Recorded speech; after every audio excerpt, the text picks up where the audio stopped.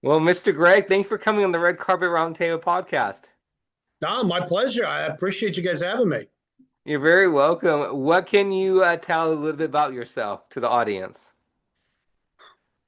I don't usually talk too much about myself because I try to stay pretty humble, but I'm a entertainment producer out of San Diego and Burbank. I own a company called G2F Television and Film Productions, as well as a distribution company called Ready, Set, Go Distribution, which we handle about 250 filmmakers and about 500 titles. Recently, we became a streaming platform. I launched Radiate TV, but I think the thing that most people know me as funny as this sounds, is uh, the owner of the World Series of Arm Wrestling, which is in our fourth year. We're on ESPN, but more importantly, the YouTube guy. If you stream or you watch YouTube, it beat my grandpa or beat my grandma in arm wrestling. I was the heel. Um, you know, I always said I've built houses in my time. I've made movies in my time. Nobody remembers any of that, but more people know me as that loud, obnoxious guy yelling "YouTubers," on the videos. And so I guess I have a few claims to fame, but I love what I do, and certainly I'm an open book. So whatever you want to talk about, I'm ready. That's amazing. Let's talk about um your TV channels and etc. Personally, I love it because you're streaming dedicated for independent filmmakers and creators and artists. To me, that's really inspiring because you're helping a lot of upcoming independent podcasters like myself and etc. It's wonderful because you're helping them, and it to words can't describe it, but it's really inspiring. It really Well, is. I appreciate that. We it's been a long journey, and the journey kind of starts back when I got back into the entertainment world with World Series of Arm Wrestling as a sport. I had owned Explode Fight Series back in the 2010s.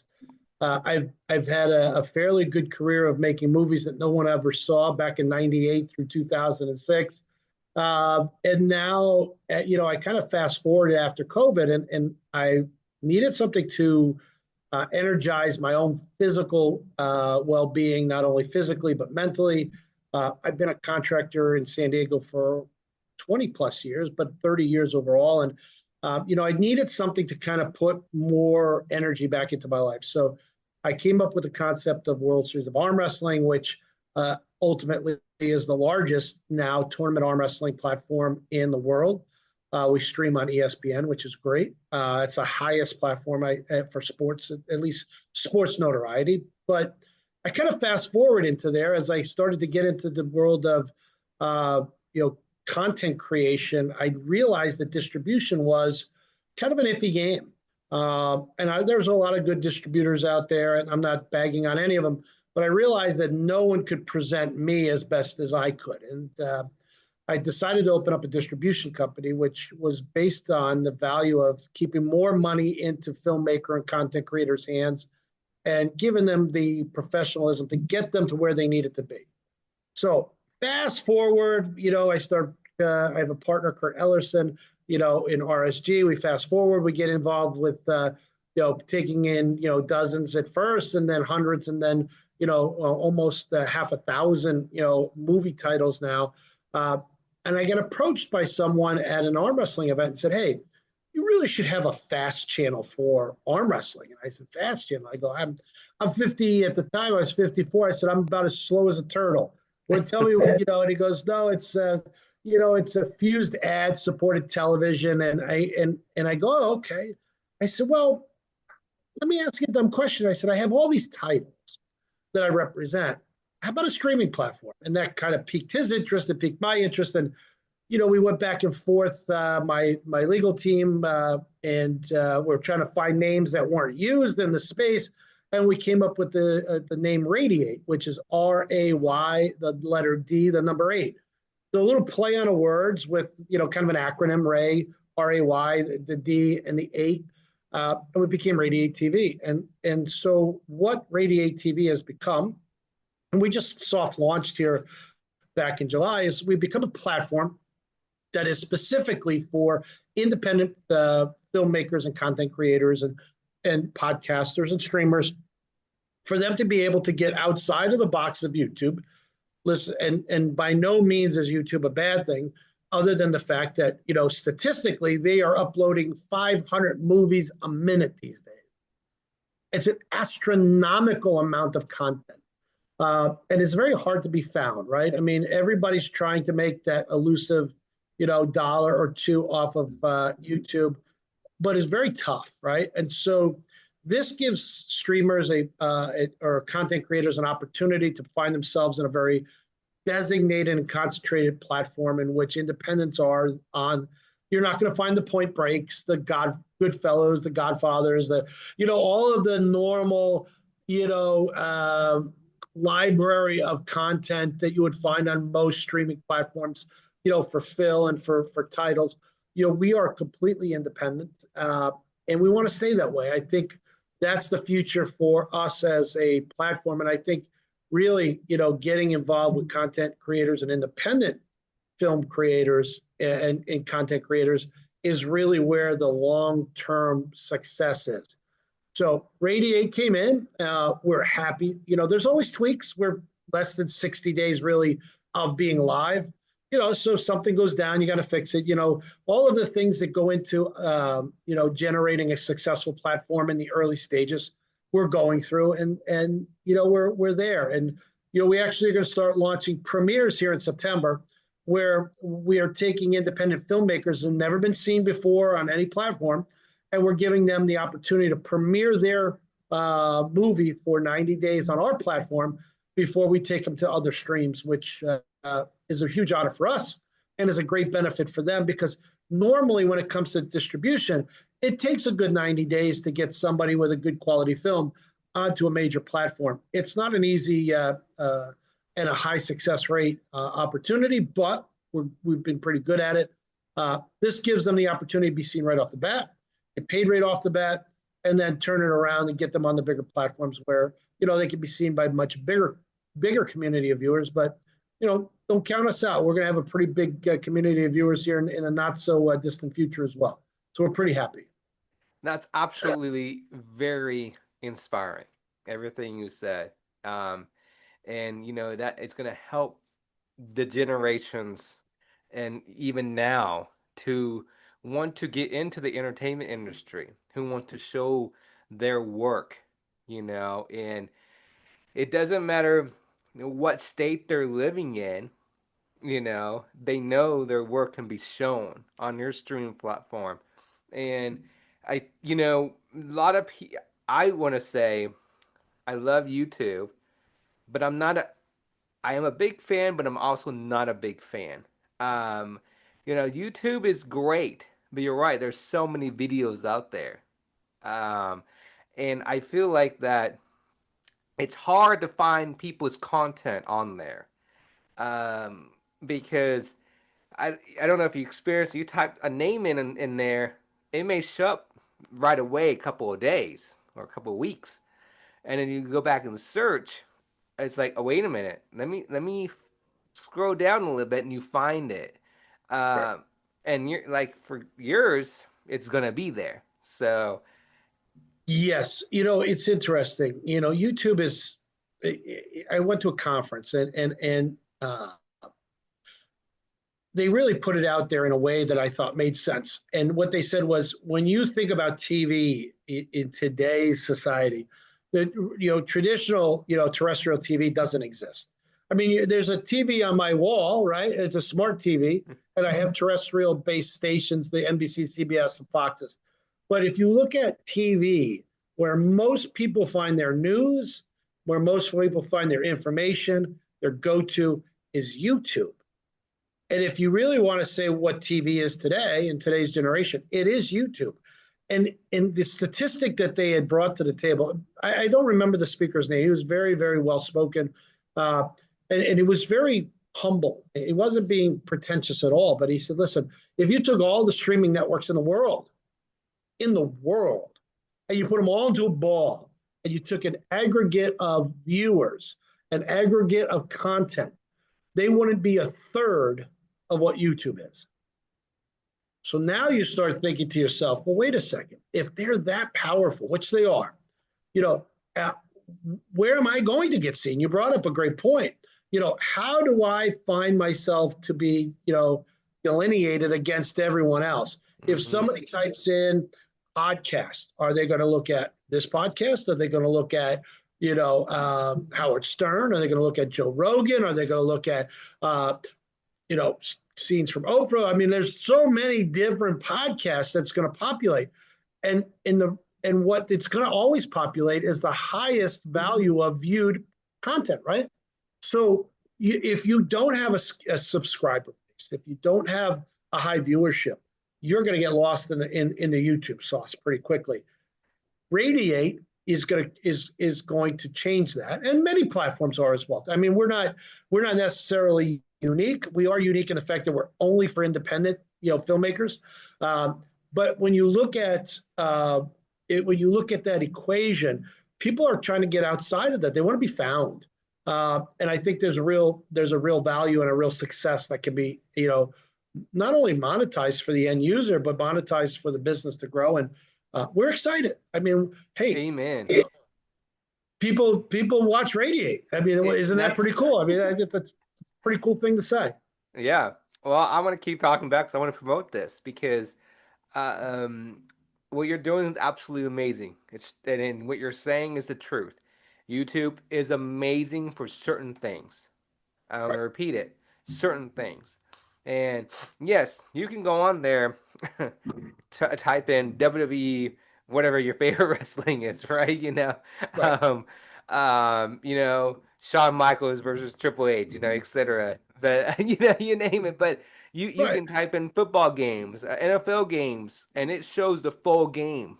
But you're right. YouTube, they're weird.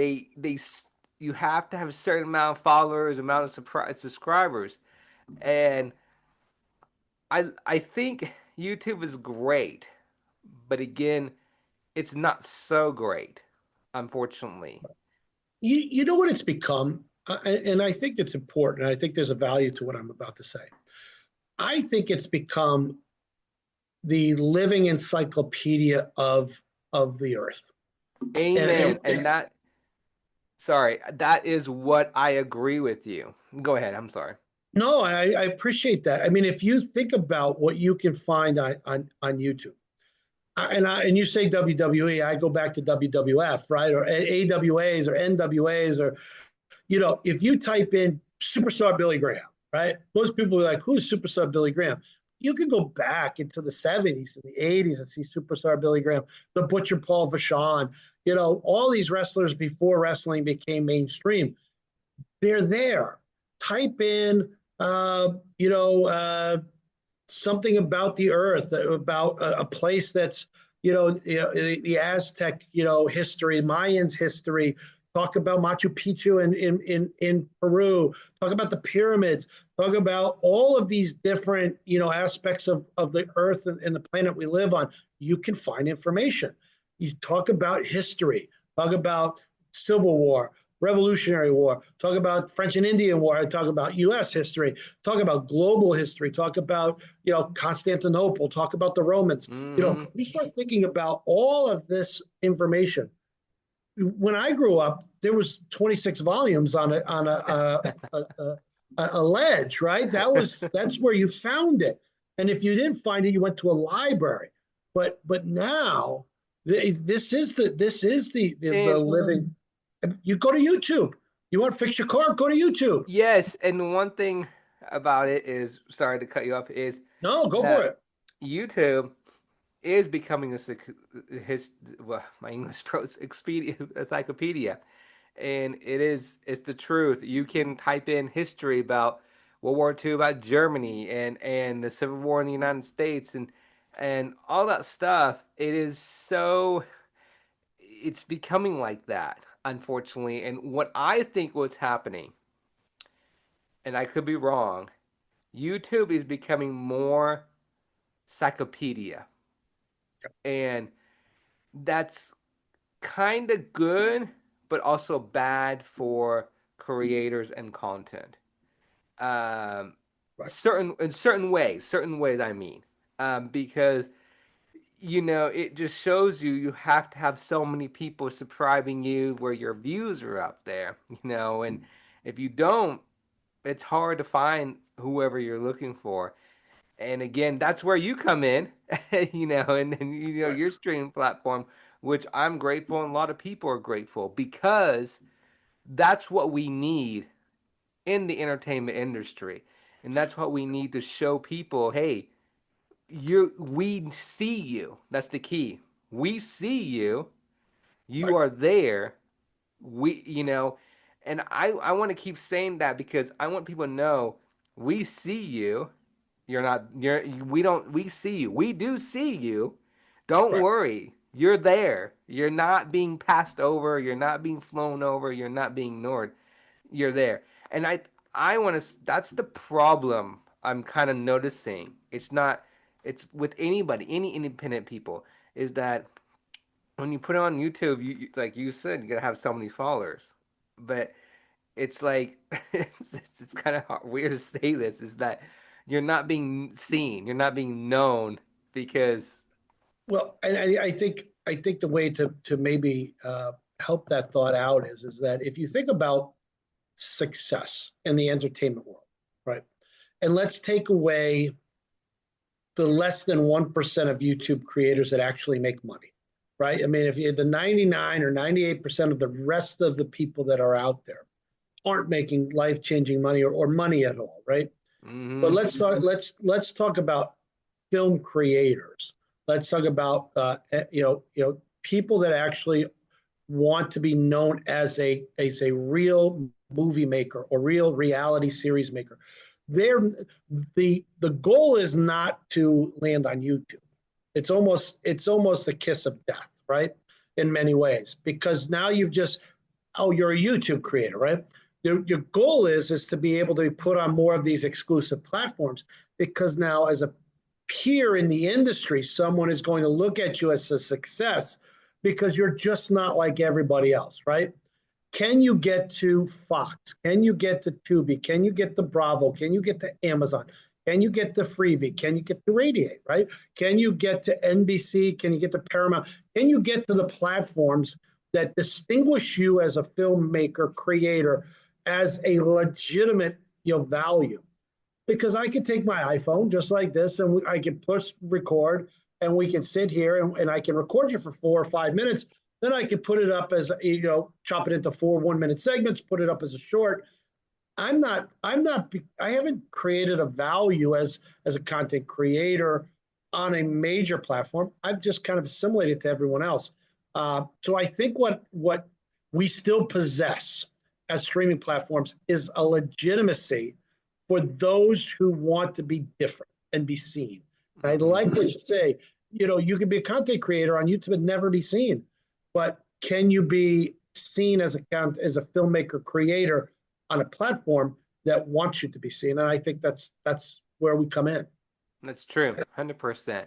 I want to ask your opinion.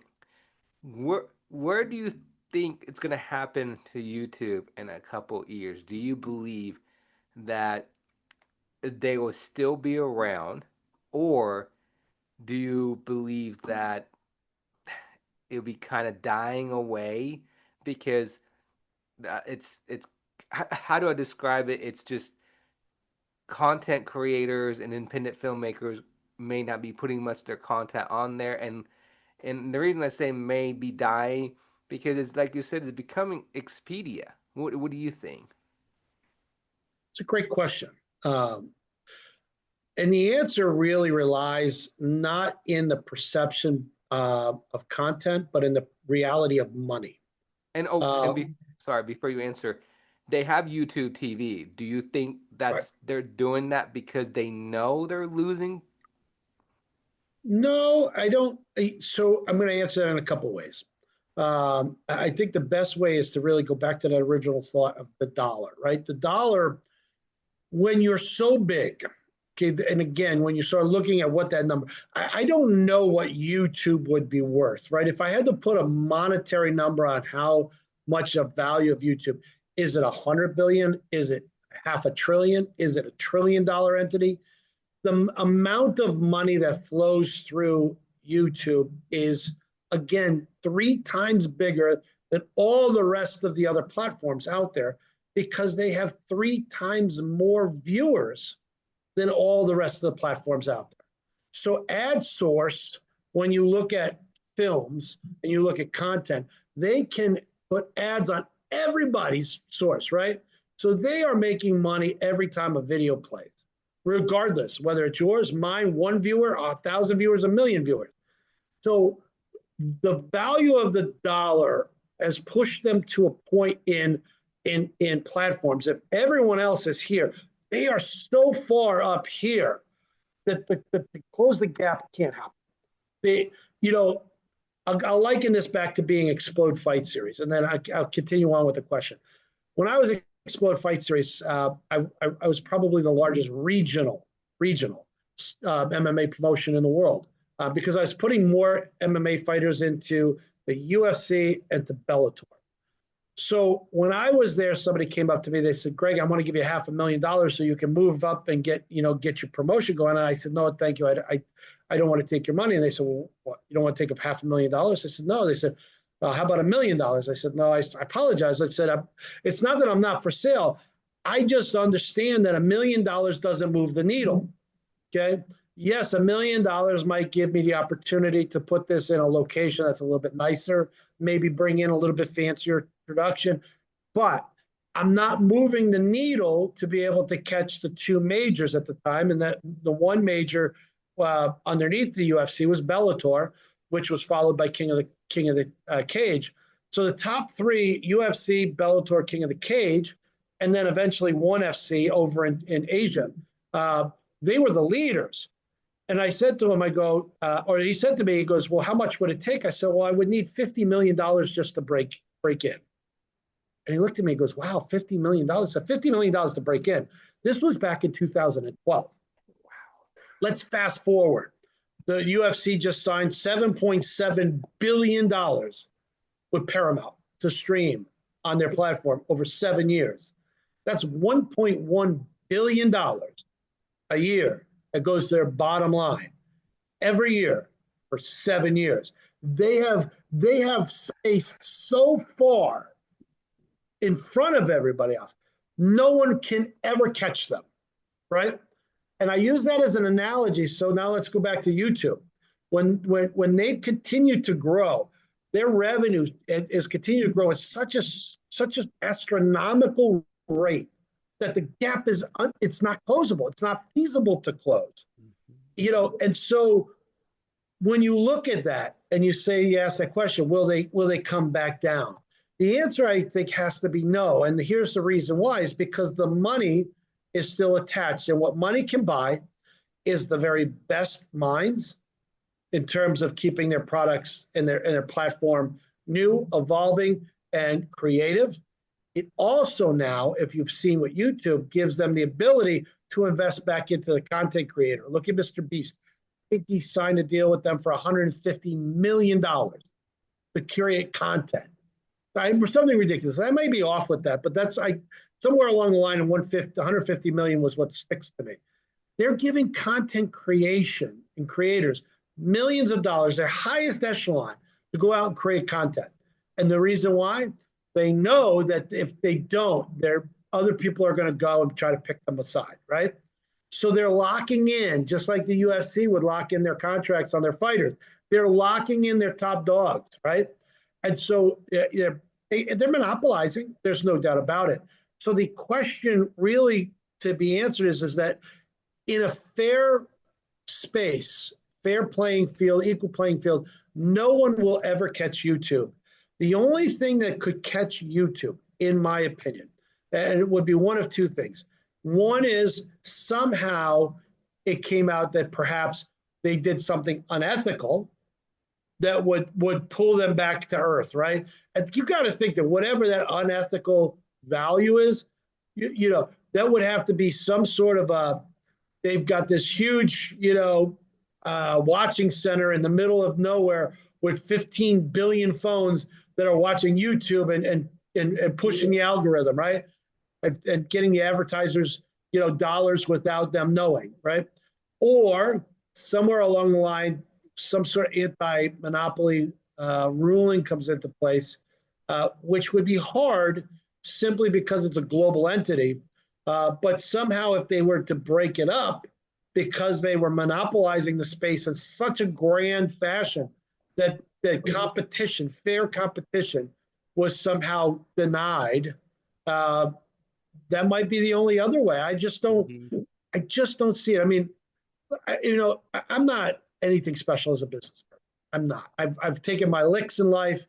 I've made some good choices. I've made some bad choices. I'll continue to do both, right? But if I was in the lead of YouTube and I sat in the chair, which I obviously I don't, but if I did, I would do two things. I would have a team that would be dealing with just forecasting in terms of research development and growth, right? And then on the flip side, I would be doing exactly what they're doing and locking in the creation and the advertising dollars, so that way both are sustainable. And I have to believe that they're doing that, because if I'm some guy in San Diego that's not miles, I'm light years behind you. If I'm thinking in that direction for Radiate, they've got to have a think tank of thousands of people that are doing the same thing. I can't be the only person out there that has that kind of thought or that vision to think forward. So I think the real answer is, will they ever come back down? The answer is no. I don't see it in my lifetime. I'm Mhm. hoping to be here for another 30 years or more. I don't see it in your lifetime. I don't see it in my kids' lifetime, and probably not even my grandkids' lifetime. I think YouTube, much like the Mac, has elevated itself into Yes. a point in which everybody sees it as the entity. Mhm. Um, I guess that's the fairest way I can say it. Listen, if Radiate could get to a point where that we were YouTube, uh, those are the things I would do. Yeah, I totally agree with you. That's a good viewpoints of all everything that you're saying about YouTube. I see what you're talking about. Um, and YouTube is way up there. So, They're smart people. Listen, and intelligence is something it's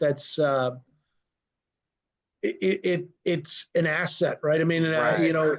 people. I go back to. I like to tell analogies and stories. I go back to back in high school. I had this great chemistry, Marv Lowen, and the reason why Marv was such a great chemistry teacher was because he talked analogies, right? He made you understand chemistry in a way that was normal to you as a person. You could relate.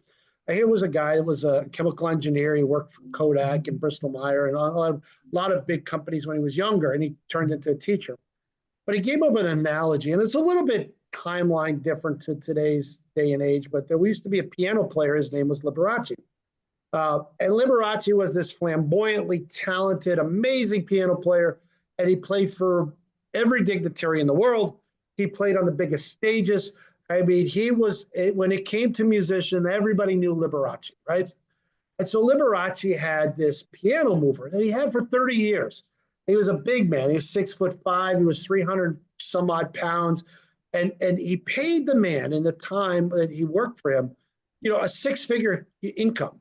And it was worth it, because when Liberace said to the man, he said, listen, I need you to take that and put it on the stage and make sure it's there. Didn't ask him to tune the piano. That was a different person.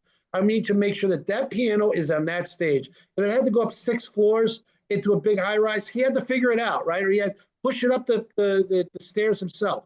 And, he, for all intents and purposes, was the muscle behind Liberace. And then Liberace would go out and he would make millions of dollars playing the piano. The lesson that he was getting through to us was that there's two avenues of how you train your muscles in the world. You can train the little muscles, your fingers and your brain, Even Mm-hmm. though brain is a large muscle, but you could train the small things in life and make millions of dollars, right? Or you can be you train your biggest muscles and never make the same, right? So when I look at that as a business and I look at YouTube, these guys are in the business of training the fingers and their minds, not how far they can push a rock, over a bridge, or they can, push a car up a driveway, or how much weight they can push in a gym. They have really fine tuned those small muscles. And that's what I try to preach in our end as a company is let's fine tune those small muscles. And so, the value is those are the attributing factors of success. Uh, they've got it. Listen, they got it. What can you do? You Right. know, 100%, 100%. And that's what go back to what I was trying to, I'm going to give praise again to your streaming platform. Um, and and I keep going back to that because it's inspiring. Um, for sure. and it's going to help a lot of people. Um, That's the key. And I think you sum up my mindset. Helping people. I use a lot of analogy. At 55 years old, two grown kids. I would be remiss to say that one is a lieutenant in the Marine Corps, and he's my oldest son. My daughter's a grad student at University of Tennessee, and she's a sports management major, studying for her master's there. Uh, but when you look at purpose, okay, and I think purpose can define success in business. hmm If your purpose is to pay yourself, that doesn't mean that you can't be successful, but you're measuring success in one linear view, right? Money. Nothing wrong with that. Everybody should be in business to make money, right? I'm a predicator of making money, but helping people, being a proponent of humanity, being someone that's kind, someone that cares, someone who wants to give back, you know, to be able to reach someone that responds to you and says, thank you. There's an immeasurable amount of success in that. Yes. And I think that's where the gain for me is at the beginning of this journey, and it'll be the gain 3 years into this journey and at the finish of this journey. It's all about being able to change people's lives in a positive way and make an impact. Amen. So Amen. It's your streaming platform is showing all those creators, independent filmmakers, everybody else, all the independent creators to not to give up on their dream. I agree. That gives people hope. That's the key word. Hope. Yep. Hope, passion, don't give up. That's the big thing I want to, and that's amazing what you're doing. It really is inspiring. Because we need people. We need people like that, like you, and anybody else who can help us. Um, when I said us, I mean everybody. Um, I'm helping myself, right? I mean, yeah, it's it is. It is because that's if you love what you're doing, you got to do what you love. I agree. I agree. I love being able to wake up every morning with a purpose, right? Amen. You said it So, right there. yeah. You said it right there. A purpose. For me, my purpose is this. So, Well, listen, you bring the same passion and the same value that we do here at Radiate. You are bringing people to the front of the camera. You're getting to know their stories. You're bringing out their truths. You're giving them a pulpit to be able to preach from, to be able to promote themselves, and it's selfless, right? I mean, you started off before we got on camera saying you've been doing this since 2018, right? That's 7 years of being on the podcast, on the air, talking to people, much like myself, and finding out their true stories, right? And giving them the ability to be seen and appreciate it. Uh, you're invaluable to the industry. I don't. There's not enough people like yourself that get to be able to take that individual and give them a reason to look forward to being somewhere at a certain time, to be able to promote themselves and just have a conversation. It's great. I really appreciate it from the bottom of my heart. It's been a journey, and it's still going, because a testimony is you gotta love what you're doing. You really gotta love what you're doing. And if this is your dream and your passion, you go for it, Right. and you don't give up. You know, Not, I and mean, listen, people don't realize that. I'll timestamp this a little bit. We're in the evening. I'm in the evening out here in San Diego. You're in the evening in Central Time. You know, how much more dedication do you need from people to know that you're putting in that time, right? Making it happen. I mean, that's the commitment. That's the drive. That's the delivery, and it you live it every day. absolutely, it is the truth. Um, I've like you said, I've met so many guests through my podcast, including you, with all their inspiring stories. Actors, producers, singers, etc. Um, their journeys, their journeys, why they're doing this, um, storytelling, and etc. Um, and that's inspiring because every guest have a different story how they wanted to get into this. And they want to change their community. They want to storytell. They want to tell true stories what happened or impact the audience, and that to me is so inspiring. I've interviewed stunt actors, I so it's Listen, um that's a funny, it's again, I mean, so many things resonate. The reason I got into to the entertainment industry, and I go back to 1998. Uh, Young man, I won't mention his name. I'd come back to Syracuse, New York. At the time, I was one of the owners in the first Valley Total Fitness franchisees ever. We owned quite a few of them across Central New York. And so it just happened to be a Saturday morning. I was doing an audit at a club. One of my sales reps came up to me and they wanted me to, basically come in and meet this guest. They weren't going to join, which was the traditional thing back in sales, especially in health club. So I went in and I sat down with this gentleman and we started talking, going back and forth. And he told me he'd just come back from LA and that he was in the entertainment world. I was like, tell me about it. He goes, well, he was a stuntman for Don the Dragon Wilson. And he was one of the guys that Don would either punch, kick, or throw through a window or a door. And of course, he would break the window and he'd fall and he'd get, maybe die or whatever in the scene, right? He was that guy, right? He was the extra that got beat up all the time. And so, well, at the time, I said, why'd you come back to Syracuse? And he goes, well, I wanted to be closer to my father. He's getting up in age. And he goes, I'm just not panning out in entertainment for me. He goes, he goes, I'm good at getting thrown through windows. I'm just not good at getting a speaking part in a film. And I said, he goes, so I think I'm going to try to make some films here. I said, oh, that's pretty cool. So well, what do you need? He goes, I need money. I said, well, tell me what else you need. I said, I mean, everybody needs money, right? He goes, well, I go, well, do you have locations? Do you have script? Do you have cast?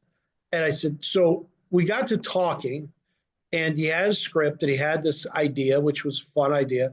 Uh, and I said, well, we have the gyms. I have restaurant owners that I know. I've got houses. And I said, we could film in all of these things. So we don't need, there's no budget needed for space. I said, but here's the catch is I need to be in the movie somewhere, right? I mean, that's back then it was a vanity play for me. And so we started down this journey of making movies uh, that really went nowhere at all. And when I say nowhere at all, there was no YouTube back then. There were no streaming platforms. You either were on the theatrical screen, or you were on Blockbuster or a mom and pop's video shop. That was the only places even Red what is it, Redfin? What is the vending machines out there? They weren't around. So we made about 5 movies, which I still have on VHS tape, which were actually pretty good for the time for us, awful in the world of entertainment today. But that's how I actually got involved with films. And I realized that I got hooked, right? I mean, then it became, I love being in the industry. But then I came to the point as I got later in life that there are so many great actors out that I came to the conclusion that if I'm in the movie and I'm taking a part in any movie, the reality is that movie's got a problem because there's so many other great actors out there that somebody should be able to act better than I can. Uh, and so the evolution of film and storytelling and creative telling. I look. He's now in LA. I still keep in touch with him off and on, not as regular as I used to, but he's living his passion again. He got re-energized and got back in. So, That's uh, absolutely amazing. yeah, At the testimony. great stories. Yeah. Now I'm not quite sure where I went on that aside, but it was a fun aside. I'm sure that we had an original question, but I think we. Uh, but I always say that sometimes the microwave goes off in the background. I start telling a story and I forget what the question is I was going to answer, but I always tell a good story behind it. So Well, I appreciate you telling the story. I really do. And I'm absolutely glad we got connected. Like I said, I'm, I'm following you on Instagram. Shout out to Miss Anna who helped us get us connected. yes, I want to shout out across the board. I think it's important. Anna Vergara, the boss lady, she's my publicist. She's amazing. She's been with me for a while. Met Anna through Explode Fight Series. Short story on that. She had been friends with one of the fighters. She was doing repo radio at the time, and I connected with her on Facebook before Instagram was the thing. And then what I would do is I would send out a shout. I send out an email to her. I said, "Hey, can you shout out? We got an event coming this Saturday." And lo and behold, she shouted out. We stayed friends, and she's just an amazing person. Uh, Yes, it was an honor that I got contacted by her. And she's also following me on Instagram. I'm so honored. So shout out to her. I appreciate her having us connected and having you come on my podcast. It's been an honor, and you're always welcome to come back on my podcast. you ever need a Phil guest? I mean, we don't. I could practice some comedy for you. There's a whole genre out there. A lot of Yes. times my kids tell me, "Don't do it, Dad," but this could be the way. This could be the lead for me. I may get my start on stand up here with your podcast on the next episode. This was a serious one. The next one will Yes, maybe a little yes. bit I better. would love to have you back ASAP. Where can everybody find your streaming platform on? Great question. So if you go to www.rayd and the number 8, rayd8.tv, radiate.tv, and it'll populate the actual page and you'll see movies, reality shows, comedy, live linear TV if you're on the web platform. If you're on an app, you can download it on iOS. You can download it on Roku, Amazon, Apple TV, Google Mm-hmm. Plus. Vizio will be on Vizio here shortly. Samsung and LG. Every major platform we have found a way to Amazing. be on. And then if you're an arm wrestling fan, even though we're WWE fans and WWF at heart, uh, you can find us at World Series of Arm Wrestling. There's a few underscores in there, but if you look at World underscore Series underscore of Arm Wrestling, you'll find us on the web.